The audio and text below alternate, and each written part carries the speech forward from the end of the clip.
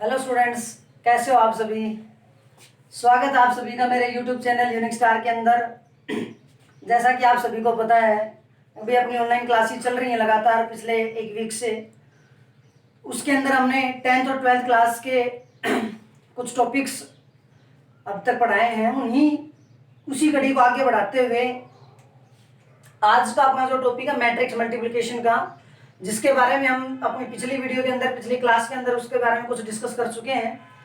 उन्हीं जो भी हम बेसिक्स जो पढ़े थे मैट्रिक्स मल्टीप्लिकेशन के बेस, उन्हीं के बेस अब हम कुछ क्वेश्चंस करते हैं। भाई हमने मल्टीप्लाई सीखी है तो क्या हम उन मैट्रिसेस की मल्टीप्लाई कर पाते हैं, नहीं कर पाते हैं।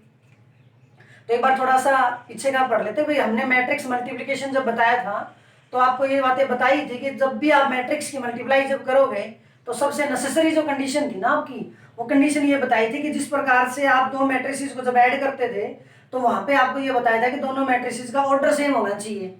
उसी तरह जब मल्टीप्लाई जब करोगे तो मल्टीप्लाई के अंदर भी वही बात है कि अगर भाई आप दो मैट्रिसेस की जब मल्टीप्लाई कर रहे हो तो उनके लिए आपके पास मान लिया जाए दो मैट्रिक्स ए और बी है, इन दोनों की मल्टीप्लाई करनी है। तो सबसे पहला काम तो यही होना चाहिए कि इनकी मल्टीप्लाई पॉसिबल भी है या नहीं है। उसके लिए हमने क्या बताया आपको, आगे भाई ये पहली जो मैट्रिक्स है ना, इसके तो कॉलम की संख्या आपको देखनी है। भाई क्या देखना आपको, इसके कॉलम की संख्या। सेकंड बी जो है सेकंड मैट्रिक्स, उसके आपको किसकी संख्या देखनी है भाई, रो की संख्या। अगर ये दोनों बातें इक्वल थी, दोनों वैल्यू अगर आपकी इक्वल थी, तब तो ये मैट्रिक्स जो मल्टीप्लिकेशन थी ये आपकी पॉसिबल थी, अदरवाइज नहीं। तो ये चीजें हम अपनी पिछली क्लास के अंदर डिस्कस कर चुके हैं। अब जो हमारे डायरेक्ट क्वेश्चंस हैं उन क्वेश्चंस के ऊपर हम काम करते हैं। तो आज का अपना पहला जो क्वेश्चन है उसके अंदर भाई आपके पास कोई भी दो मैट्रिसेस दे रखी हैं। वो कहता है कि prove that A B not equal to B. अब दो मैट्रिक्स हैं, आपको ये प्रूव करना है कि ए बी और बी ए जो दोनों आपके इक्वल नहीं है। अगर वो दोनों आपके इक्वल नहीं है तो भाई अगर थोड़ा सा ध्यान हो, जब हमने प्रॉपर्टी जब करवाई थी तो प्रॉपर्टी के अंदर हमने कुछ ऐसा लिखवाया था, एक कॉमोडेटिव प्रॉपर्टी बताई थी। और उस कॉमोडेटिव प्रॉपर्टी के अंदर ये कहा था कि ए बी जो है वो किसके बराबर होना चाहिए, बी ए। ये थी आपकी कॉमोडेटिव प्रॉपर्टी कि अगर दो नंबर जो दो मैट्रिसेस जो थी अगर उनको हम दोनों को आपस में बदल दें, परस्पर आपस में अदला बदली कर दें, पहले ए थी फिर बाद में बी, अब की बार पहले बी और फिर ए है, उस केस में क्या दोनों की वैल्यू बराबर आती है। अगर दोनों की वैल्यू बराबर आती तब तो ये कॉमोडेटिव प्रॉपर्टी थी। तो कहता है कि आपको ये चेक करना है कि भाई ये जो वैल्यू है इक्वल नहीं आती। तो इस क्वेश्चन को वो डायरेक्ट आपसे ये भी बोल के दे सकता है कि भाई very check whether A and B are do not commute, या A and B matrix do not satisfy the commutative property. तो आपको वो भी बोल सकता है कॉमोडेटिव प्रॉपर्टी सेटिस्फाई नहीं करते, ऐसा आपको शो करना है। या फिर आपको सीधा मैथमेटिकली दे सकता है भाई ये चीज शो करो, ये चीजें बराबर नहीं है। दोनों के अंदर सेम बात है, आपको प्रॉपर्टी का भी पता होना चाहिए कि कौन सी प्रॉपर्टी है, उसकी मैथमेटिकल फॉर्म भी आपको पता होनी चाहिए, दोनों बातें। तो आज का अपना जो क्वेश्चन है उसको स्टार्ट करते हैं। भाई हमें ए बी की वैल्यू निकालनी है और बी ए की वैल्यू निकालनी है। तो सबसे पहले हम ए बी की वैल्यू निकाल लेते हैं। भाई देखो अगर आप डायरेक्ट यहाँ से सोल्व कर सकते हो तो बहुत अच्छी बात है, अदरवाइज ये लगे कि भाई मैं डायरेक्ट इसकी कैलकुलेशन नहीं कर सकता, तो अपने एक काम क्या करो, इन दोनों के एक साथ लिख लिया करो। जैसे मैं लिख रहा हूँ आईटा 0 0 माइनस आईटा, ये दूसरी वैल्यू आ गई 0 आईटा आईटा 0। इन दोनों की आपको क्या करनी है भाई, मल्टीप्लाई करनी है। मल्टीप्लाई के केस में आपको बता रखा है कि जब आप मल्टीप्लाई जब करते हो तो किस बेस पे करते हो, इधर से तो आपकी एक रो उठती है, पूरी एक रो, इधर से आपका एक कॉलम उठता है। इस रो के प्रत्येक एलिमेंट की इस कॉलम के प्रत्येक एलिमेंट के साथ मल्टीप्लाई होगी और कॉरस्पॉन्डिंग एलिमेंट की मल्टीप्लाई होती है भाई। तो सबसे पहला एलिमेंट इसमें आईटा, इसमें 0, आईटा की किसके साथ मल्टीप्लाई होगी, 0 के साथ। तो आईटा की 0 के साथ मल्टीप्लाई होगी, 0 आ गया। उसके बाद ये कहा था कि जब एक रो और एक कॉलम की जब मल्टीप्लाई करवाओगे ना तो उस दौरान आपके पास क्या आएगा, एक एंट्री आती है भाई। तो उस एंट्री उस रो के अंदर 2 या 3 एलिमेंट होते हैं, उन सभी की मल्टीप्लाई करते जाएंगे और बीच में प्लस का साइन करते एक नई पोजीशन बनेगी नई मैट्रिक्स की। तो आईटा की 0 के साथ मल्टीप्लाई की 0, सेकंड एंट्री इसमें 0 इसमें आई, 0 के आई के साथ मल्टीप्लाई करोगे तो वो भी क्या दे देगा, 0। दोनों के बीच में हमने क्या लगा दिया भाई, प्लस का साइन। अब जैसे हमने पहले कॉलम के साथ की उसी तरह हम दूसरे कॉलम के साथ आईटा के साथ करेंगे आईटा स्क्वायर, 0 की 0 के साथ करेंगे प्लस में 0। उसी तरह फिर 0 सेकंड रो। अब ये दोनों रो इसके दोनों कॉलम कंप्लीट हो चुके हैं। अब सेकंड रो इसकी जो है, सेकंड रो इसमें 0, ये 0, 0 की 0 के साथ 0 माइनस आईटा की आईटा के साथ। अब यहाँ पे हम वैसे तो हम क्या बताते हैं, प्लस बताते हैं, बट भाई अंदर का साइन जो है उस पर डिपेंड करता है कि ये साइन क्या रहेगा आपका।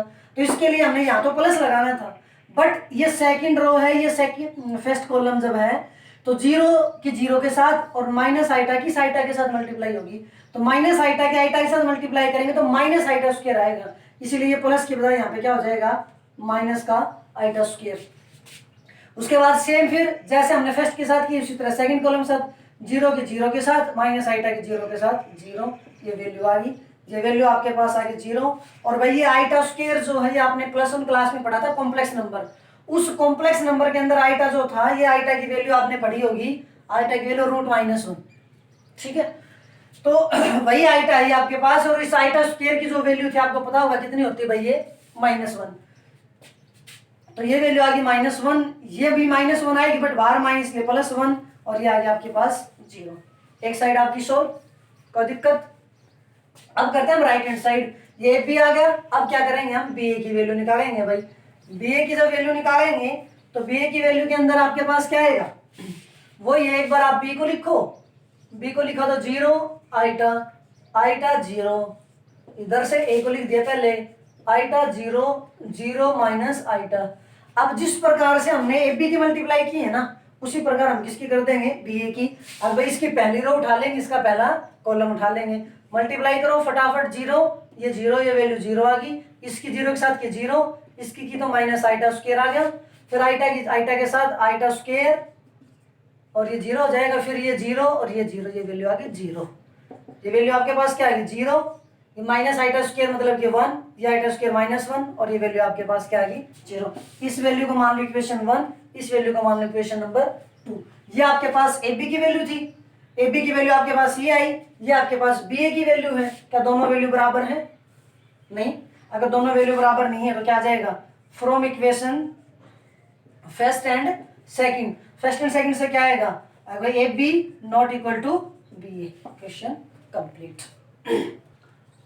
अगला जो क्वेश्चन है वो आपका ये, अगर ए बी सी को भी 3 मैट्रिसेस दे रखी हैं, उसमें कहता है कि verify that A B into C is equal to A into B सी।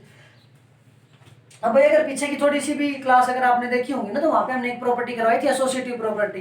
ये वही एसोसिएटिव प्रॉपर्टी के अगर 3 एलिमेंट हो तो उन 3 एलिमेंट को हम ब्रैकेट से अलग कर सकते हैं, एक बार पहले 2 को सोल्व करके, एक बार लास्ट 2 को सोल्व करके। तो यहाँ पे भी आपको थोड़ा सा ध्यान रखना है भाई, पेपर के अंदर वो आपको डायरेक्ट प्रॉपर्टी का नाम भी दे सकता है, आखिर ए बी सी 3 मैट्रिक्स दे देगा, बोलेगा कि वेरीफाई एसोसिएटिव प्रॉपर्टी, या फिर वेरीफाई दिस टाइप, मींस या तो मैथमेटिकल फॉर्म देगा या फिर सीधा स्टेटमेंट देगा। तो आपको दोनों बातें पता होनी चाहिए, एसोसिएटिव प्रॉपर्टी होती क्या है और उसकी मैथमेटिकल फॉर्म क्या होती है। तो उसकी मैथमेटिकल फॉर्म ये होती है भाई। इसके अंदर अब हम इसकी लेफ्ट हैंड साइड सोल्व करते हैं भाई। पहले लेफ्ट हैंड साइड के अंदर ए बी इंटू सी, जिसके अंदर आपके पास पहले हम किसको सोल्व करेंगे भाई, ब्रैकेट को। बोर्डमास का जो नियम था बोर्डमास के अंदर, उसमें पहले ब्रैकेट सोल्व करते हैं भाई। ब्रैकेट जब सोल्व करेंगे तो ब्रैकेट में आपके पास क्या है, ए बी को सोल्व करो भाई। अब अगर आप डायरेक्ट मल्टीप्लाई कर सकते हो तो बहुत अच्छी बात है, नहीं तो इनको लिख लेना, कोई दिक्कत नहीं है। हम यहाँ से डायरेक्ट मल्टीप्लाई कर रहे हैं भाई। इस मैट्रिक्स का जो ऑर्डर है वो है आपके पास 3 क्रॉस 3, इसका जो ऑर्डर है वो आपके पास 3 क्रॉस 2। तो देखो ये इसके कॉलम, ये इसकी रो दोनों बराबर है, इसका मतलब इसकी मल्टीप्लिकेशन पॉसिबल है। अब देखो करो मल्टीप्लाई, 1 के साथ 1 प्लस 0 माइनस माइनस प्लस 1, इस एक रो की इस एक कॉलम के साथ मल्टीप्लाई किए भाई, ध्यान से देख लेना एक बार। उसके बाद सेकंड के साथ 1 की 3 के साथ, अब देखो इसकी तीनों की करवा दी ना, एक जगह हमने लिख दिया, ज्यादा गैप भी नहीं देना और बिल्कुल ऊपर नीचे भी नहीं करना है। अब थोड़ा सा गैप देके दूसरी एंट्री लिखना स्टार्ट करो, सेकंड कॉलम की 1 की 3 के साथ 3, 1 की 2 के साथ 2, -1 की 4 के साथ -4, ठीक है। अब सेम सेकंड रो किसके साथ करो भाई, ये आ जाएगा 2, ये आ जाएगा 0, ये आ जाएगा -3, फिर ये आ जाएगा भाई सेकंड के लिए 6, ये 0, ये +12, फिर ये आपके पास 3, ये 0 और ये -2, फिर ये आ जाएगा 9, ये -2, ये आ जाएगा प्लस, ये आपके पास आपकी वैल्यू आ गई। तो ये आपके पास क्या आ गया, अब 1 0 1 1 1 0 1 2, ये कितना आ गया 1, ये आपके पास कितना आ जाएगा -1, और ये आ जाएगा आपके पास 18, ये आ जाएगा 1, और ये आ जाएगा भाई 7 और 8 15। तो ये आपके पास किसकी वैल्यू आ गई भाई, आपकी ए बी की वैल्यू आ गई। अब ए बी की वैल्यू आ गई, अब हमें क्या निकालना है, ए बी इंटू सी। तो अब लिखो भाई ए बी इंटू सी। तो ए बी की वैल्यू ये आई आपकी 2 - 1 1 1 18 और 15, और सी की वैल्यू ये रही आपके पास 1 2 3 -4 2 0 -2 और 1। ठीक है, 2 0 -2 और 1। अब देखो भाई इस मैट्रिक्स के अगर ऑर्डर देखोगे तो ये आ जाएगा 3 क्रॉस 2 का, और ये है भाई 2 क्रॉस 4 का। तो ये इसका ऑर्डर आ गया, इसका ऑर्डर आया तो भाई इसके कॉलम इसके रो दोनों बराबर हैं, इसका मतलब इसके मैट्रिक्स की जो मल्टीप्लिकेशन है वो पॉसिबल है। अगर मैट्रिक्स की मल्टीप्लिकेशन अगर पॉसिबल है तब आपके पास क्या आएगा भाई, इन दोनों की मल्टीप्लाई करवाओ। इन दोनों की जब मल्टीप्लाई जब करवाओगे तो फिर वही काम कैसे, अभी भाई इसके पहली रो इसका पहला कॉलम, तो इसकी पहली रो में कौन है 2, 2 की 1 के साथ 2, 1 की 2 के साथ 2, फिर सेकंड कॉलम के साथ 4 + 0, फिर थर्ड के साथ 6 - 2, फिर -8 + 1। ठीक है, कोई दिक्कत। अब सेम सेकंड रो के उठाओ, -1 18, -1 की 1 के साथ -1 + 36, फिर अगले के लिए -2 + 0, फिर -3 और -36, फिर अगले के लिए भाई 4 और प्लस के 18। उसके बाद अगले लास्ट रो 1 की 1 के साथ 1 + के 30, फिर 2 + के 0, फिर 3 - के 30, फिर -के 4 और भाई प्लस के 15। ये आपके पास इसकी वैल्यू आ गई। ठीक है, कोई दिक्कत। अब कोई दिक्कत नहीं तो इनको सिंप्लीफाई कर लो भाई। इनको जब सिंप्लीफाई जब करोगे तो ये वैल्यू आपके पास क्या आ जाएगी, देखना पहली एंट्री क्या है आपके पास, ये 2 2 4, ये 4 0 4, 6 - 2 4, -8 + 1 -7, ये आ जाएगा आपके पास 35, ये आ जाएगा आपके पास -2, ये -39 और ये भाई 22, ये आपके पास 31, ये आपके पास 2, ये आपके पास -27 और ये आपके पास 11। ये आ गया आपके पास राइट हैंड साइड। इसको हम क्या लिख देंगे, इक्वेशन नंबर 1। इक्वेशन नंबर 1 जब लिखोगे तो ये आपके पास लेफ्ट हैंड साइड सो। अब सेम आप किसको सोल्व करोगे भाई, राइट हैंड साइड को। किसको सोल्व करोगे, राइट हैंड साइड को। तो राइट हैंड साइड में आपके पास कौन है, a इंटू में BC भाई।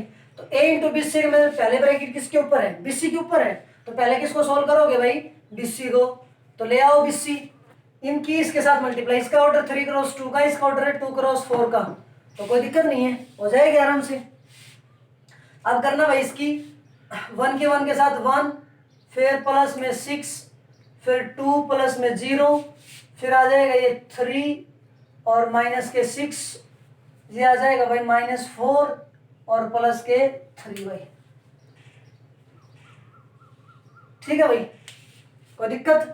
उसके बाद सेकंड रो को उठाओ, 0 को 1 के साथ किया तो 0, 2 को 2 के साथ किया +4, 0 के साथ 0, 2 के साथ 0, फिर 0 3 0 -4, फिर 0, फिर +2, लास्ट -1 +8, -2 + 0, -3 और -8 और बाई 4 और ये प्लस के 4, ये वैल्यू आ गई भाई। उसके बाद ये आपके पास कितने वैल्यू दे देगा, ये 7, ये 2, ये -3, ये -1, ये 4 0 -4 2, ये 7 -2 -11 और 8। ये आपके पास किसकी वैल्यू आ गई भाई, BC की। अब BC की वैल्यू आ गई। अब आपको क्या करना है, A इंटू BC की वैल्यू निकालनी भाई। A की वैल्यू ये रही, BC की वैल्यू ये रही, दोनों की जब मल्टीप्लाई करवाओगे तो इस वैल्यू के बराबर आएगी। जो भी वैल्यू आएगी उसको हम किसके बराबर रख देंगे, equation number second. Equation number second, last में क्या लिख देंगे, from equation first and second. ये आपका भाई AB into C is equal to A into BC। Question complete.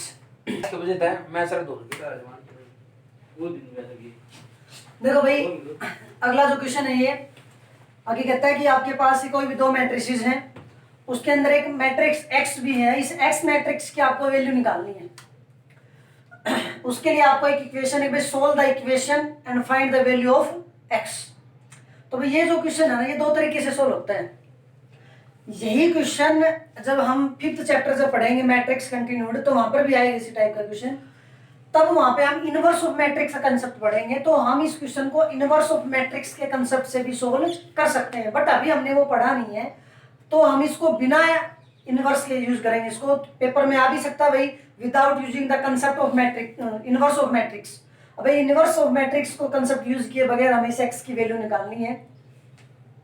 तो भाई जब अगर आपको इनवर्स के बजाय, इनवर्स के अलावा अगर आप इसका सॉल्यूशन निकालना हो तो कैसे निकालोगे? उस केस में जहाँ पे जो भी अननोन मैट्रिक्स जो है ना, ये एक्स, ये मैट्रिक्स जो है अननोन, इसकी वैल्यू आपको कंसीडर करनी है। इस क्वेश्चन में तो आपको एक्स मैट्रिक्स की स्ट्रक्चर दे दी कि एक्स कोई भी 2x2 की मैट्रिक्स होगी। एक्स क्या होगी? कोई भी एक 2x2 की मैट्रिक्स। बट जरूरी नहीं पेपर में वो आपको मैट्रिक्स का ऑर्डर बताए, वो आपको भी आना चाहिए कि हम मैट्रिक्स ऐसी ले ताकि ये जो मल्टीप्लिकेशन ये आपकी क्या हो जाए, पॉसिबल। कैसे पता चलेगा? कि भाई हमने आपको बताया था कि अगर दो मैट्रिक्स है, एक मैट्रिक्स ए है और एक मैट्रिक्स कौन है, बी। अगर इसका ऑर्डर m क्रॉस n है, इसका ऑर्डर n क्रॉस p है, तो आपकी ए बी पॉसिबल है। ध्यान करना है, पीछे की बात का मेमोराइज करना एक बार। m cross n, n cross p, अगर ये दोनों वैल्यू है, इस टाइप से इसका ऑर्डर है, तो ये मैट्रिक्स मल्टीप्लिकेशन पॉसिबल है। लेकिन नई जो मैट्रिक्स बनेगी ना, वो किस ऑर्डर की बनेगी? इसकी तो पहले तो रो मीन्स m तो इसके अंदर रो आएगी और ये वैल्यू इसकी p, m क्रॉस p की आएगी। मीन्स पहली मैट्रिक्स की तो रो आएंगी और बाद वाली मैट्रिक्स की क्या आएंगी, कॉलम। तो हमें इस टाइप से वो मैट्रिक्स यूज करनी है ताकि यहां से जब हम इन दोनों की मल्टीप्लाई करें ना, तो मल्टीप्लाई इस मैट्रिक्स के ऑर्डर के बराबर आ जाए। मीन्स इसका ऑर्डर और इसका ऑर्डर दोनों का क्या हो जाना चाहिए, इक्वल। क्योंकि इधर की जो मल्टीप्लिकेशन है वो इस मैट्रिक्स के इक्वल है, और इक्वल तभी होगी जब दोनों का ऑर्डर सेम होगा। तो भाई इसके लिए आपको क्या करना है कि एक्स मैट्रिक्स की वैल्यू माननी है आपको। तो भाई let X is equal to क्या आएगा? अब देखो आपको दो रो बनानी है, सीधी सी बात है।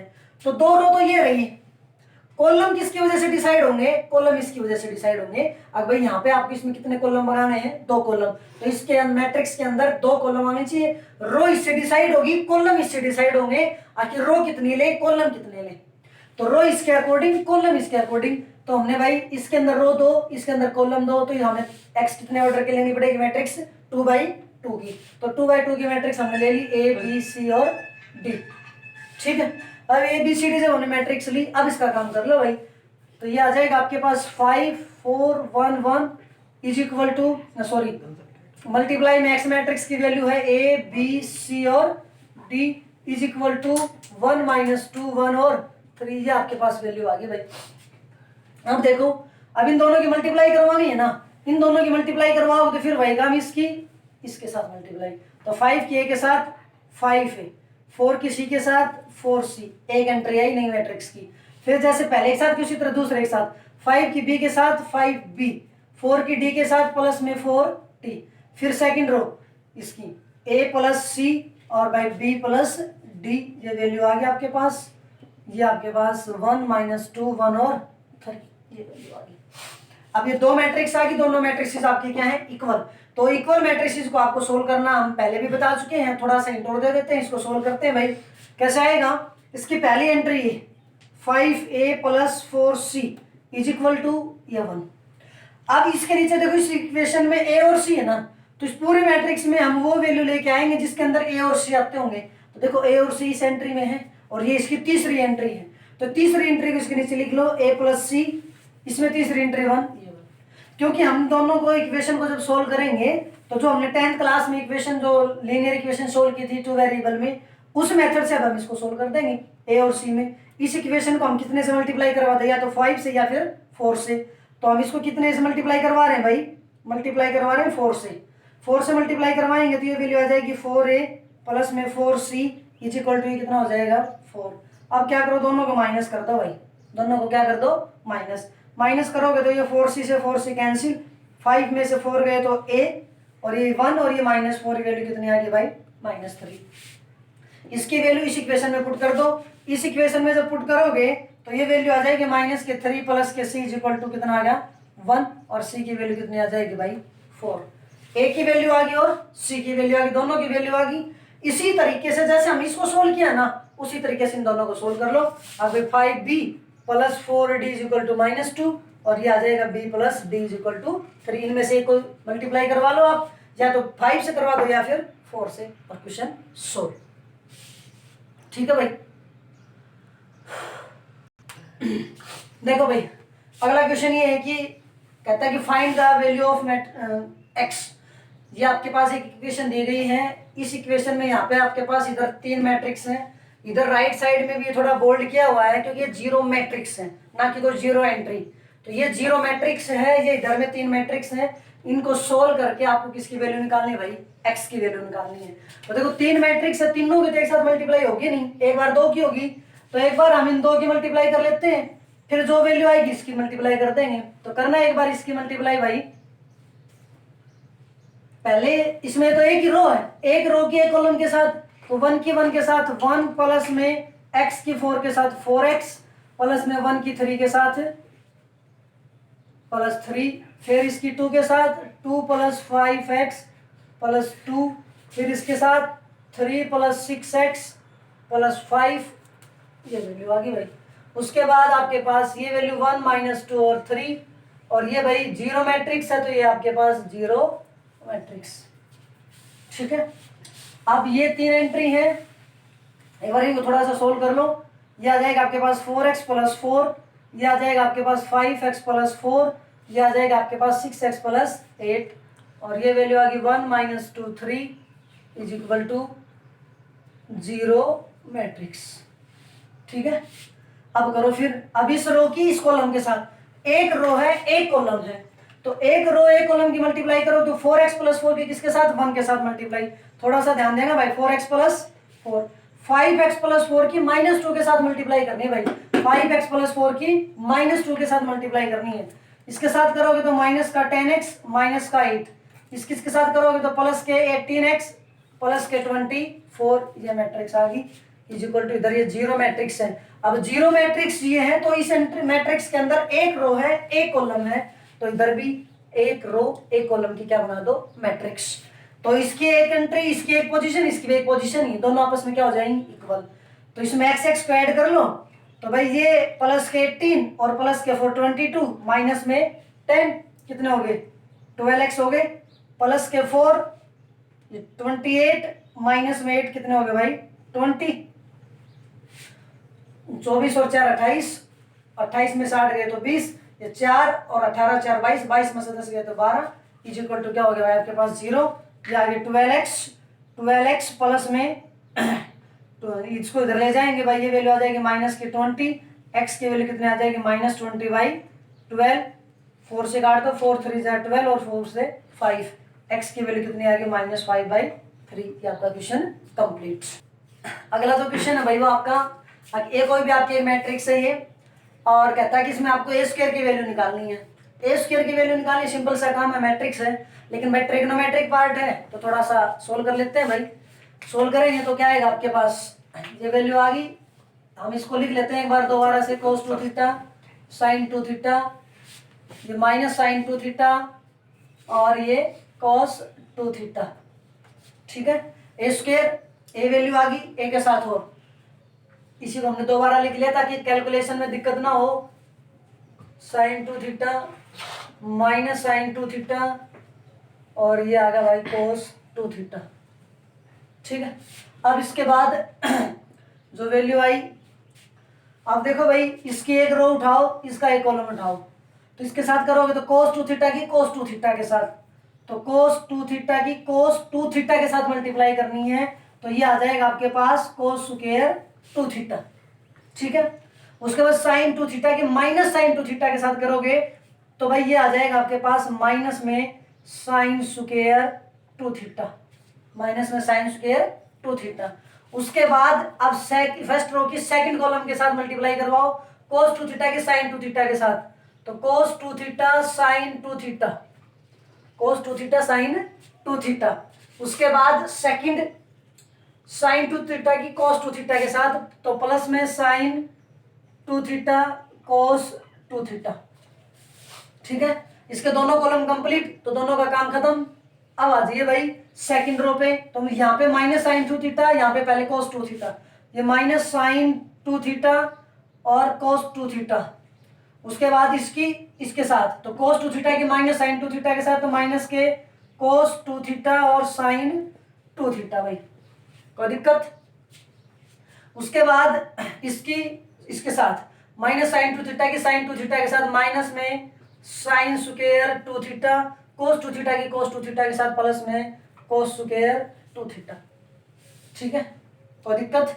अब यहाँ पे भाई आपके पास दो आइडेंटिटी बनती है भाई, एक तो cos 2x, cos 2x के वैसे तो 4 फॉर्मूले हैं, लेकिन यहाँ पे जो फॉर्मूला यूज हो रखा हम उसकी बात कर रहे हैं। यहाँ पे फॉर्मूला यूज हो रखा है भाई cos square x minus sine square x। अगर cos square minus sine square है, एंगल दोनों का सेम है, तो ये वैल्यू किसके बराबर होती है भाई, cos 2x के साथ, ठीक है। उसके बाद यहां ध्यान रखना आपको कि ये एंगल और ये एंगल यहाँ पे क्या है, यहाँ पे 2x है तो यहाँ पे x मिलेगा, मीन्स इधर से इधर आएंगे एंगल का ट्वाइस होगा। उसके बाद यहाँ पे एक जो फॉर्मूला बनेगा वो आपके पास बनेगा भाई साइन का। अगर साइन a प्लस बी जो है वो किसके बराबर होता है भाई, sine a cos b plus में कोस a साइन b, ठीक है। अब यहाँ से जब सोल्व करोगे तो दो आइडेंटिटी इस क्वेश्चन के अंदर लगेंगी, एक ये है साइन a प्लस बी वाली value, sine a cos b plus cos a sine b, और एक ये भाई cos 2x cos square minus sine square. इसको यूज कहाँ करेंगे वो देखो भाई, हम इसके अंदर एक स्टेप डायरेक्ट सोल्व कर रहे हैं भाई, थोड़ा सा ध्यान देना। यहाँ पे इस स्टेप के अंदर दोनों के दोनों माइनस के टर्म है ना, यहाँ से माइनस कॉमन कर रहे हैं, माइनस कॉमन करने के बाद ये वैल्यू प्लस की हो जाएगी और यहाँ पे पूरी वैल्यू किसकी आ गई, बाहर माइनस, बाकी कोई दिक्कत नहीं है। अब ये जो आइडेंटिटी है ना इसको देखो ध्यान से, cos square x minus sine square, x की जगह पे यहाँ कौन आ गया 2 थीटा, तो इधर से इधर जब आएंगे तो उसका डबल हो जाएगा, जब डबल जब होगा तो ये वैल्यू क्या आ जाएगी भाई, ये वैल्यू cos 4 थीटा बन जाएगा। x दोनों का है, x से 2x बन रहा है, तो यहाँ से 2 थीटा से कितना बन जाएगा 4 थीटा। फिर यहां से देखना एक बार, sine a cos b plus cos a sine b, sine a cos b plus cos a sine b, ये आइडेंटिटी लग के ये वैल्यू क्या बन जाएगी, sine a plus b। Sine a plus b का मतलब आपके पास ये साइन 2 थीटा 2 थीटा, तो दोनों के केस में एंगल सेम है आपका, यहाँ पे दोनों प्रॉपर्टी लग रही भाई। एक ये प्रॉपर्टी भी है यहाँ पे, अगर थोड़ा सा देखो साइन 2 थीटा 2 साइन थीटा और cos थीटा, क्योंकि एंगल सेम आ गया ना, तो आप ये प्रॉपर्टी भी लगा सकते हो और ये भी लगा सकते हो, कोई आपकी मर्जी है। तो हम सीधा यही लगा लेते हैं, a और b, a की वैल्यू भी 2 थीटा, b की वैल्यू भी 2 थीटा, तो ये वैल्यू कितनी आ जाएगी भाई, साइन में 4 थीटा। सेम यहाँ पर भी वही फॉर्मूला है, बस बाहर माइनस है तो ये माइनस के साइन 4 थीटा, और ये भाई वापिस फिर क्या आ जाएगा cos के 4 थीटा। क्वेश्चन कंप्लीट, कोई दिक्कत।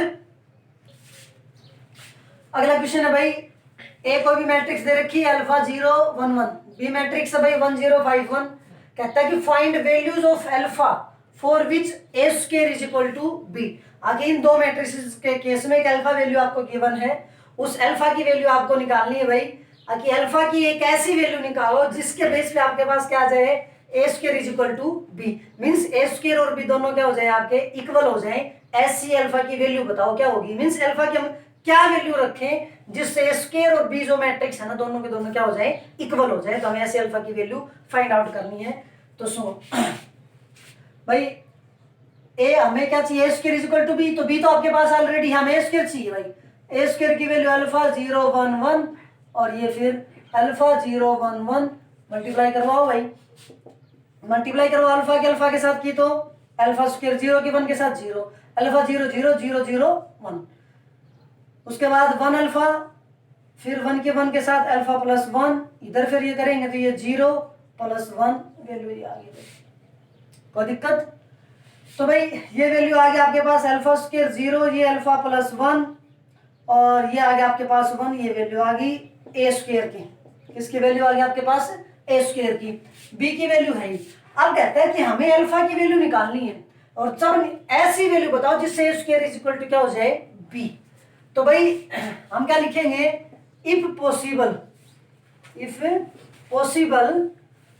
अगर ऐसा हुआ आगे भाई A square is equal to B, अगर ऐसा हुआ तो भाई अगर पॉसिबल हो उसका A square is equal to B, A square is equal to B, तो ए स्क्वायर की वैल्यू आपके पास कितनी भाई, ये रही अल्फा स्क्वायर, ये 0, ये अल्फा प्लस 1 और ये 1, इधर बी की वैल्यू 1 0 5 और 1। अब देखो भाई, अगर ऐसा होता है तो ए स्क्वायर और बी दो बराबर हो जाते हैं, तो ये दोनों मैट्रिसेस आपके पास क्या होंगी, इक्वल मैट्रिसेस।